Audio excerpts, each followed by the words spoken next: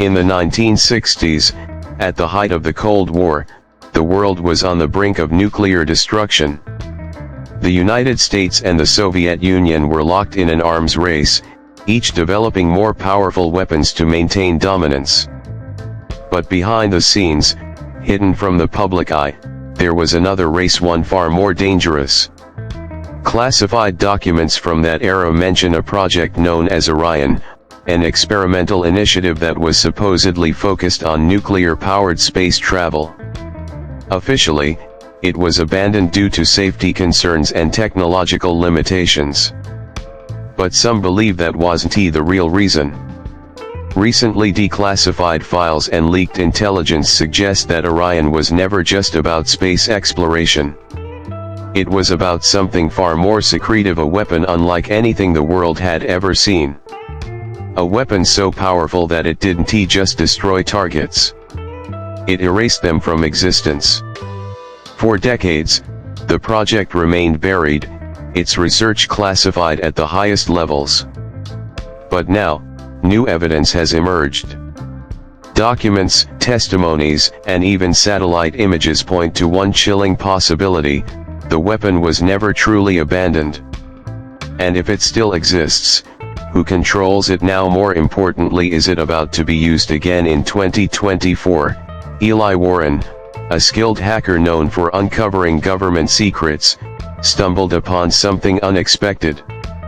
While digging through old NASA archives, he found a collection of files buried deep within a classified database.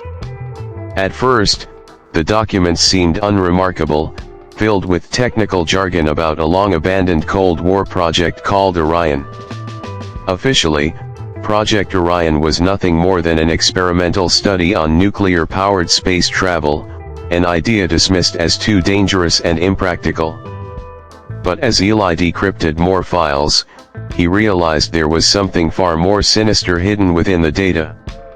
The deeper he went, the more inconsistencies he found. Certain reports had been deliberately altered, with key details redacted or removed entirely. There were mentions of a theoretical technology capable of manipulating gravity, something that should have been impossible with 1960s technology. Yet, the files suggested otherwise. What caught Eli's attention the most was a single, heavily encrypted document marked with the highest level of secrecy.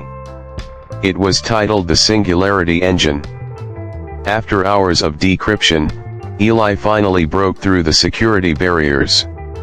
What he found was beyond anything he had imagined. The document described an experimental device designed not for space travel, but for something far more dangerous. It spoke of a machine capable of creating a localized gravitational anomaly, something that could effectively erase physical matter from existence. The text was filled with scientific terms, but the implications were clear: Orion wasn't just about reaching the stars. It was about controlling the very fabric of reality. Realizing the gravity of his discovery, Eli knew he needed to verify the information. He reached out to Dr. Leonard Briggs, a retired physicist who had once worked for the Pentagon. Briggs had been involved in numerous classified projects, though he had long since disappeared from the public eye. Eli managed to track him down, hoping he could shed some light on the mysterious files. When Briggs answered the call, he was hesitant at first.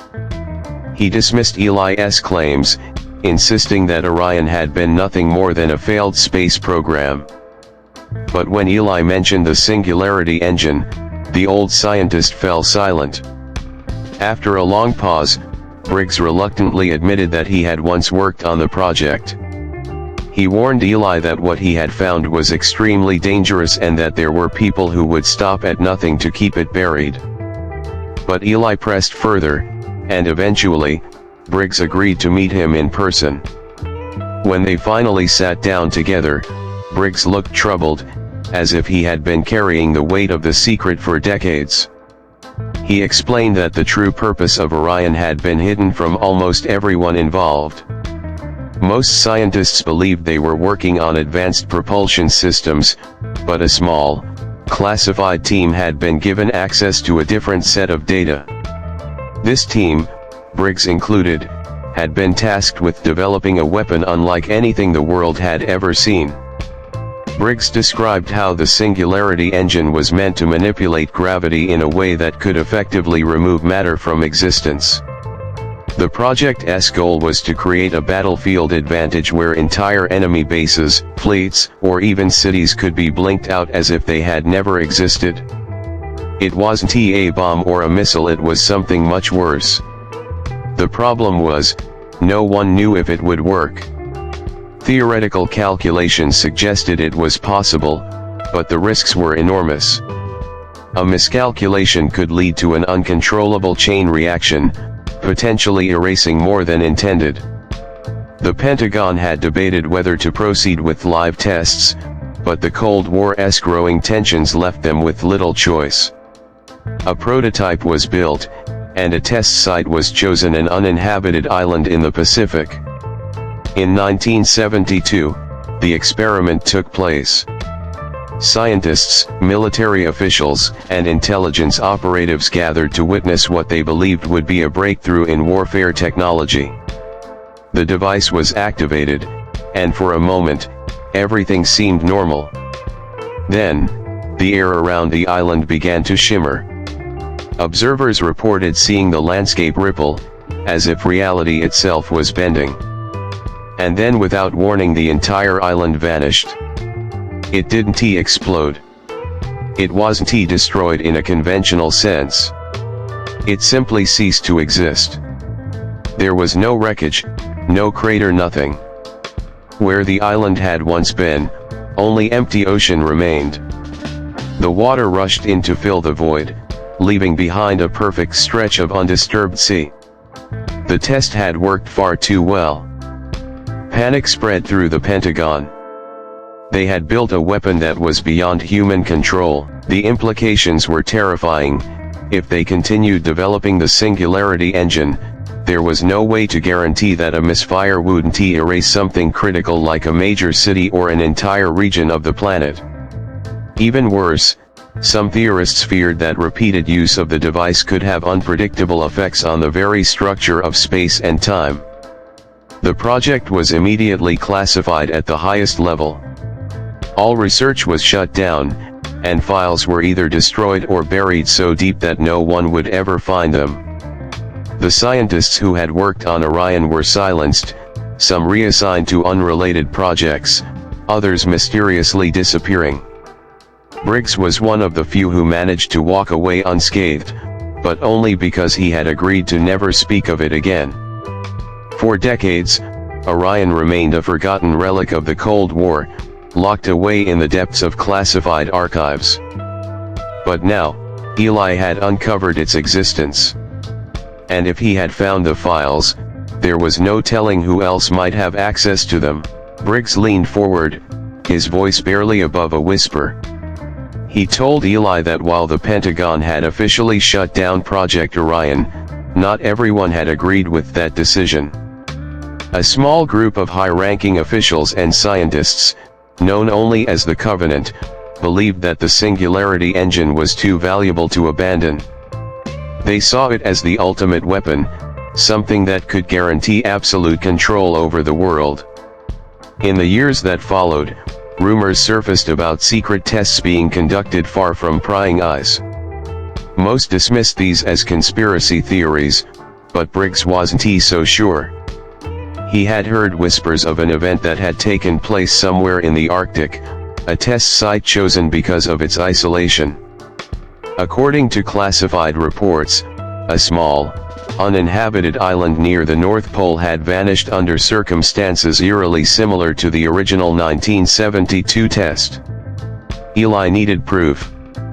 He scoured satellite archives, searching for any anomalies in the Arctic region. What he found sent a chill down his spine.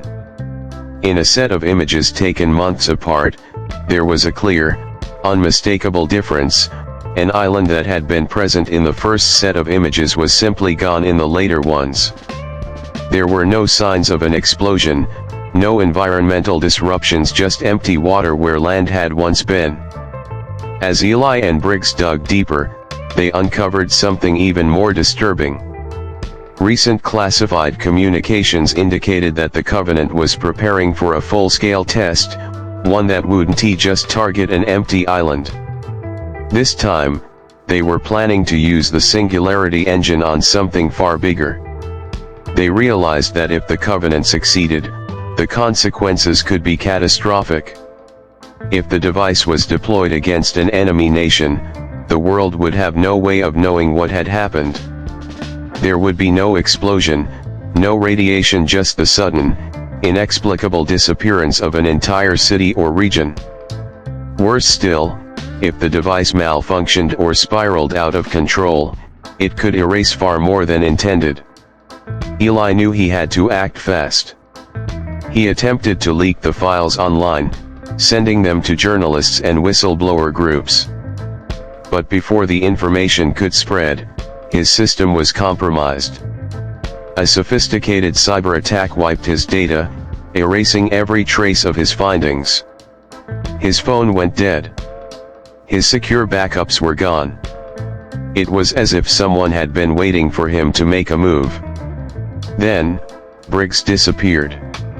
Eli had only spoken to him the night before, but now, the old physicist was nowhere to be found. His home was abandoned, his phone disconnected. There were no signs of forced entry, just an eerie silence, as if he had never existed. Eli received a single, chilling message on his computer screen: "Stop digging. Some secrets are meant to stay buried." But he couldn't stop. He knew too much, and if he did nothing, the consequences could be irreversible. Desperate for help, he reached out to an underground network of intelligence whistleblowers. He shared what little evidence he had left, warning them of the impending danger. The response was immediate. Several anonymous sources confirmed that a massive, unregistered energy anomaly had been detected in the Arctic, one that mirrored the gravitational distortions seen in the 1972 test. Then, something unprecedented happened. 2 days after Eli's leak, the world witnessed the impossible. Satellite images captured the moment in real time. An uninhabited Arctic landmass roughly the size of a small city simply disappeared. One frame, it was there. The next, it was gone. No explosion. No seismic activity. Just empty ocean where solid ground had once stood. Governments scrambled to explain the anomaly, but no official statement could account for what had happened. Some blamed experimental weapons tests, others claimed it was a natural phenomenon. But those who had seen the leaked files knew the truth. Project Orion had never died. It had just been waiting. The world was now at a crossroads. The Covenant had proven that the Singularity engine was operational, and its power was beyond anything conventional weapons could match. The question now was, what would they do next? Would they use it as a deterrent, a silent threat to force nations into submission, or was this just the beginning of something far worse? Eli knew that if he had found the truth, others would too. More people would start asking questions. Scientists, journalists, intelligence agencies. Eventually, someone would force the Covenant into the light. But how much damage would be done before that happened? How many more places would disappear before the world realized the true nature of this weapon? As he watched the chaos unfold, Eli understood one thing with absolute certainty: the most dangerous weapons weren't bombs or missiles. They were secrets. And some secrets had the power to erase history itself. The disappearance of the Arctic island sent shockwaves across the world. Governments scrambled for answers, but no official explanation could account for what had happened. Some dismissed it as a natural event, others as an experimental weapons test gone wrong. But those who had seen the leaked files knew the terrifying truth: Project Orion had returned. Eli Warren had risked everything to expose the secret, but his fight was far from over. The Covenant, the shadowy group that had continued Orion's research, had proven that the Singularity engine was operational. The question was no longer whether the weapon worked, it was how and when it would be used next. Was it a warning, a test, or the beginning of something far worse? If this technology fell into the wrong hands, entire cities could vanish without a trace.